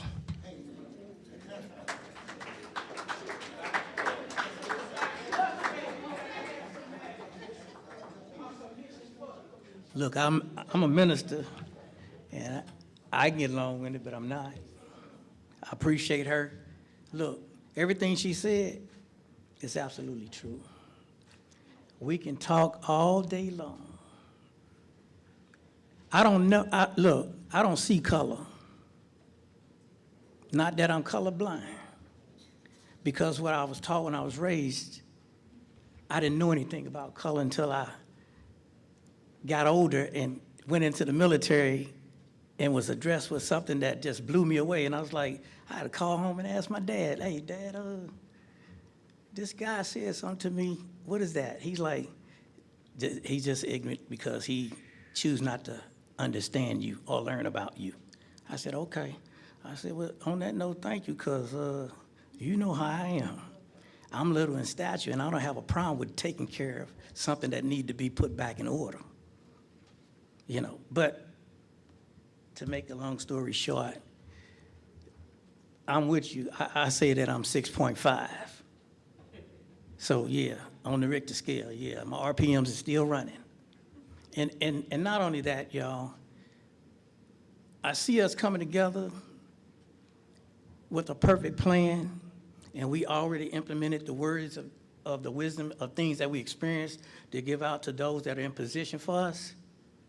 But I'm an action person. I'm all about action. If somebody asks me something and I don't know the information, I'm doing research. I've always done that. My dad used to always say this, son, he said, don't take people's word for it. Listen to what they have to say and then do the research. Find out for yourself. That's how you find out whether or not they are about what they're saying. So big ups to you all getting all your information, your certificates and the schools and all that. I've been there, done that. It means nothing if you're not applying it to what really need to be dealt with. All these school systems around the world have changed up the whole concept on what we were coming up. The kids are nowhere close to what we were taught. The teachers are nowhere close to what they felt when we came to the schools. They loved us like we were their children. It's just a paycheck now. And then when they changed up the law on the disciplinary action for us to take care of our children, They messed that up because they took the authority from us and allowed the kids to have the authority. And that's why you got a lot of kids running streets, and you got a lot of adults that are afraid of them. Even the police officers are afraid of them. They don't know if they're going to make it to the next day to get back home to their parents, to their wives and children. So I done seen some stuff. The stuff she said about the stuff that happened in Pruitt-Igoe, I seen it with my own eyes as a youngster coming up in my single digits. Not only that, for us putting titles on us, I saw that was messed up from day one. They went from Negro, Black, Afro-American. I'm like, I did the research, y'all. I'm none of that. They even put that on my birth certificate. And I know my history. I know where I came from. My grandmother was an Indian. I've experienced being with her, and my mother was an Indian. And I know they had to work in the cotton fields in Mississippi. That's everybody from the southern region, they all family, and they all migrated here.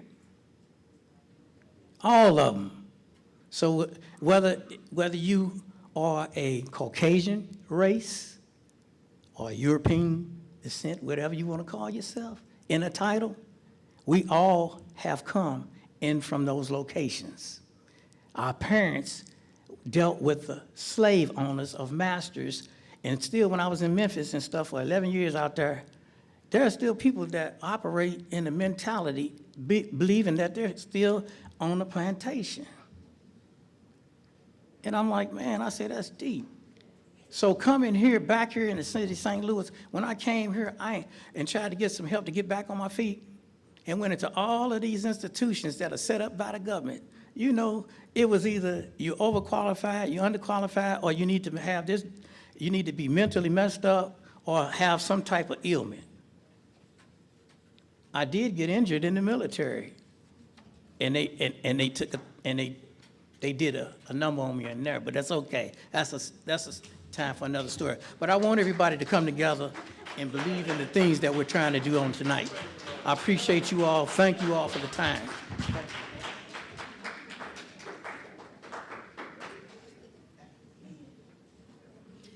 Hi, everyone. My name is Mahala Pittman. I am the Administrative and Programs Coordinator for Action St. Louis. I actually do phone banking to remind folks of upcoming reparations meetings, and a community member who was not able to make it tonight actually texted me a short statement, so I want to read that on behalf of them because they asked me to. So, my story to Dr. Ross and others of concern, J.N. Gallagher III. 12 of 13 members of my family alone suffered strokes and deformities from the illegal, non-consensual government experiments and spraying of the Mill Creek Valley interior heart of STL-MO in the late 1930s, 1940s, and 50s, all in the name of mosquitoes and urban development. And later, in the same, in Pruitt-Igoe residential housing areas, 1960s and 80s, these atrocities were placed upon a 95 to 98% Black POC residents. I have death records, dates, and ages, all cancers, including my mother and father. Can we get a copy of it? Yeah, I can get it to you. Please, thank you. Thanks.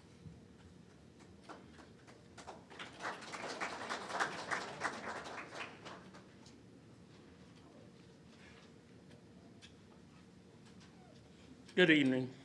My name is Pastor Troy from the Truth and Light Ministries. I'm from the Fountain Park neighborhood.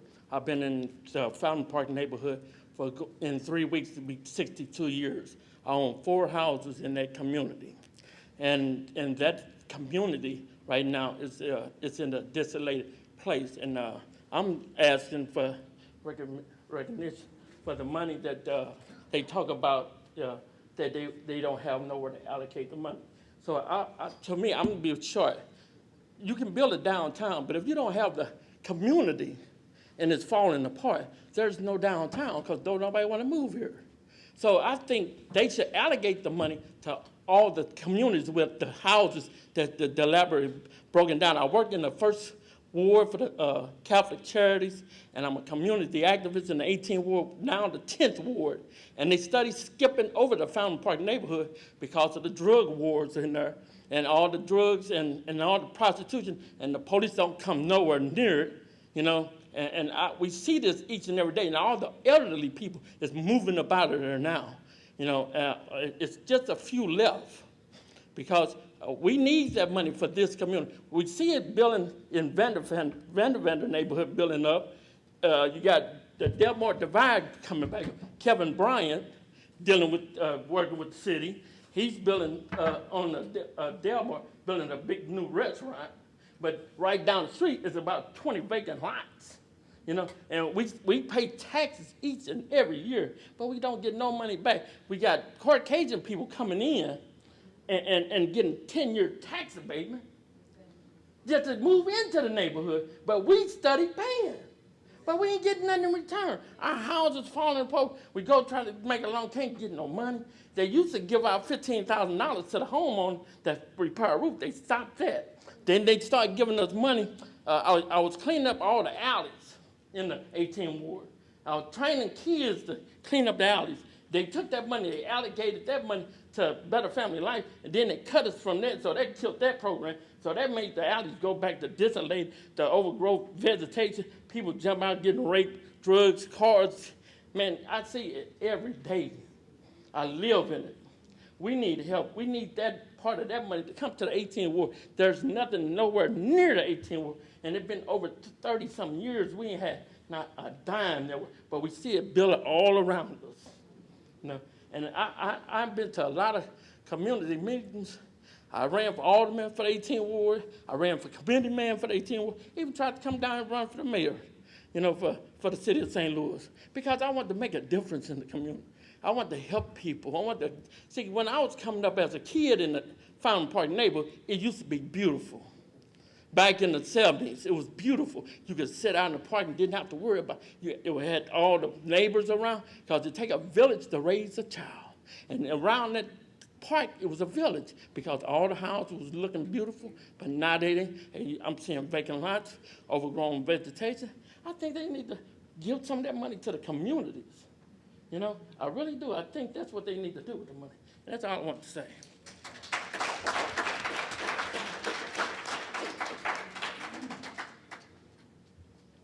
Hi, my name is Dr. Nate King, and I am a data scientist with Edward Jones.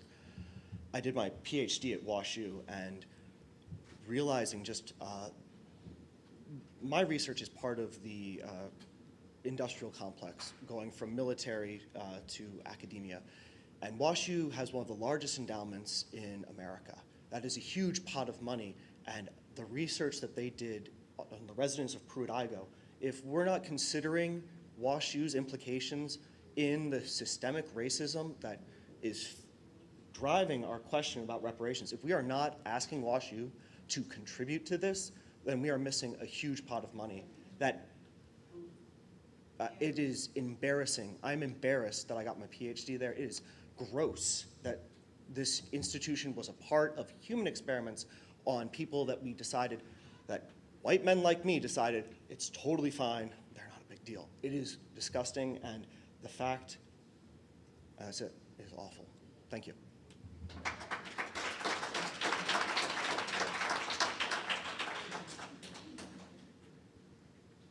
Hello, and thank you for having me. My name is Deborah Ellis. I am an MSW from St. Louis University. I currently work at Housing Options Provided for the Elderly. We are currently discussing Pruitt-Igoe, but we have landlords currently in our community with subpar buildings, and we're looking the other way. There are flyers here today with organizations that we know are linked to displacement of legacy families in different communities. I think we should all take a step back and really consider lineage-based reparations, as well as the corporations that participated as well as the government entities that are still around for redress. A local and state reparation will not work because it's too large of a package. I would like for this committee to get maybe some lobbyists to lobby on our behalf in Washington, D.C.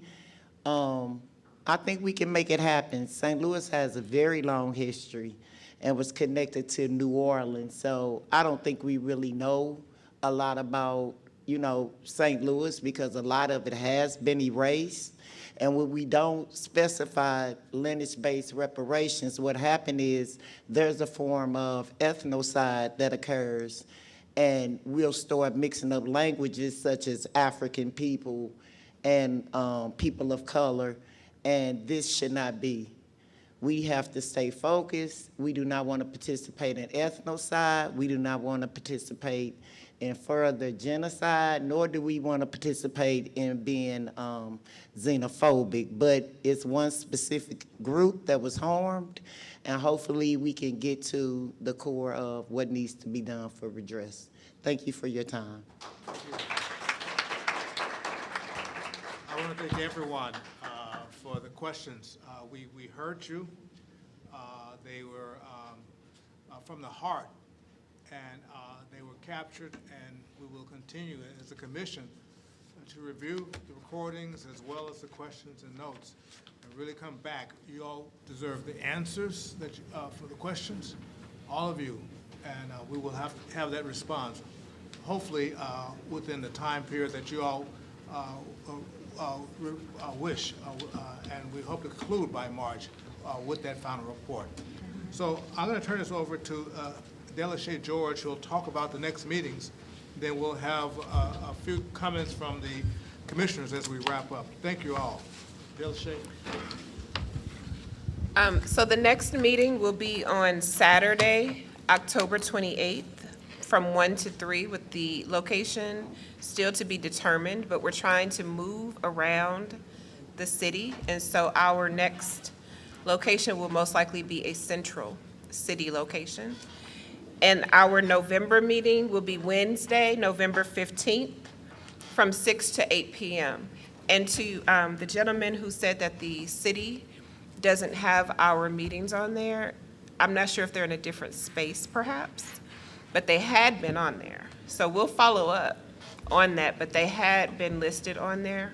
So I'm happy to talk to you afterwards. But we've been on them about it, and they did respond with getting our meetings through the end of our term of March posted on the site. But for October and November, again, it's Saturday, October 28th, and Wednesday, November 15th.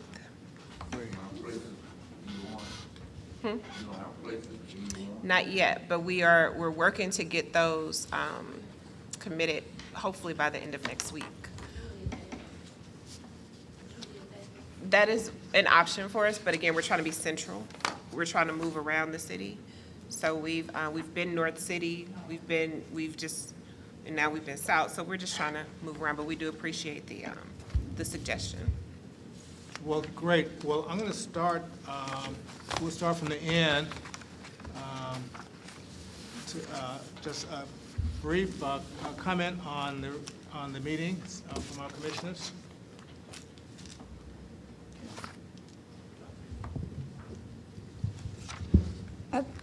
I think you caught me in mid-thought, so I'll just leave with,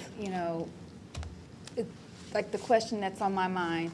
So Dr. Johnson talked about displacement, and then quite often at these meetings, people raise to whom should the reparations go. So I'm an African-American person who, my family, we have moved all over the place. And some of that is because one place we don't have opportunities, so we end up here, or we end up there. So I'm like, well, it just kind of brings to that reconciling reparations in the face of displacement, and where a community, to whom is the community accountable? So it doesn't what I'm saying doesn't bring closure, but I just like to just be transparent about, you know, what I'm walking away thinking about, considering everything that you all think. So thank you all for the food for thought, and hope to see you all at the next meeting.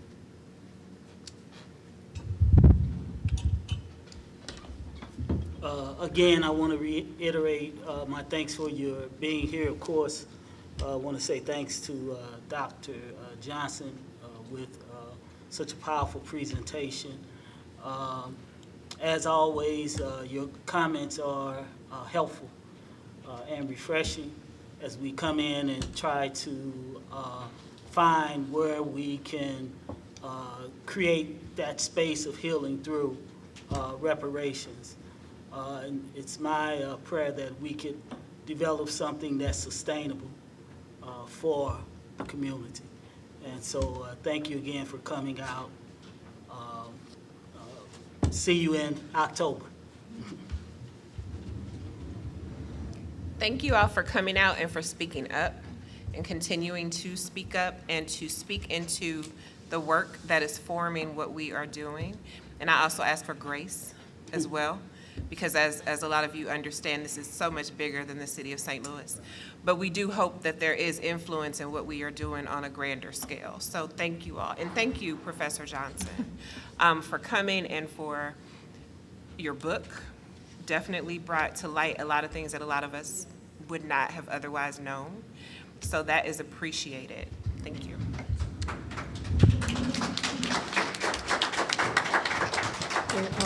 I want to thank Professor Johnson as well, and for bringing all those issues to light. And I really was, a lot of what you said resonated so strongly with me, especially people who live in North St. Louis. I live in North St. Louis as well, and I've seen the deterioration, the neglect. I say this every time, I guess, when I come to these public meetings, but I'm on the same page as far as that is concerned. Disturbed by what's happening to my community. My family was from Mill Creek, so I saw that destroyed. My family moved to North St. Louis when they left Mill Creek. Now I see that being destroyed. So I see this repetition of this happening over and over and over and over again. And I think you bring up these issues that are so important and that we need to deal with. Like I said before, I think we need to hold these people accountable. They need to be held accountable for the things that they're doing and continuing to do. And maybe I'm being too editorial or emotional, but I you know, it just keeps happening over and over again, and at some point it has got to stop. And I want to see it stop, and whatever I can do to make it stop, because it affects people's lives. Professor Johnson brought that up about the people that are displaced. The people, what happens to the people once these things keep happening over and over and over again. So I just want to say that I hear everything that you're saying. I'm experiencing what you're experiencing. And I think we can do something about it. And I think we should do something about it. Okay.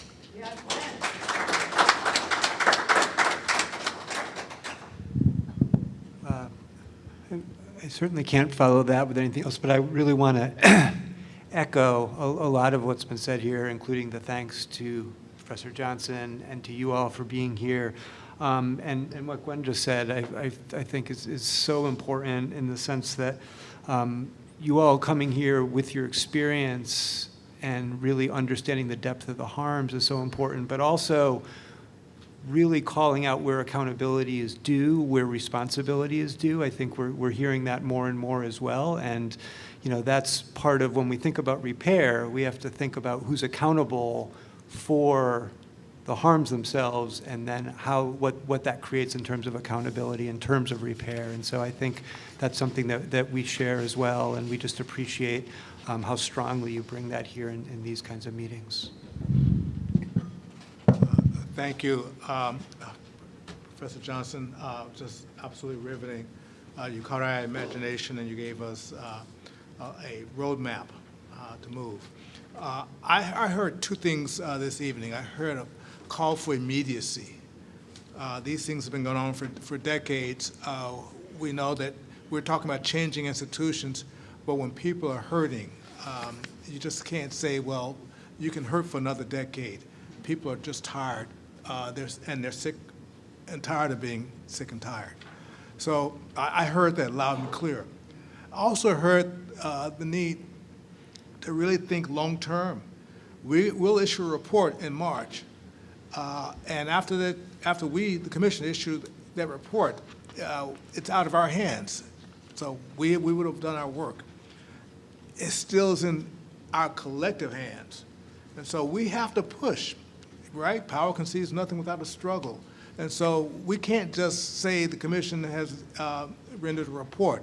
We need you to continue to provide that moral support, pushing, animating, even agitating for real systemic change. So the accountability is going to be at the highest level and at the grassroots level. So we have a lot of work to do. Thank you all for being here. I look forward to seeing you at the next commission meeting.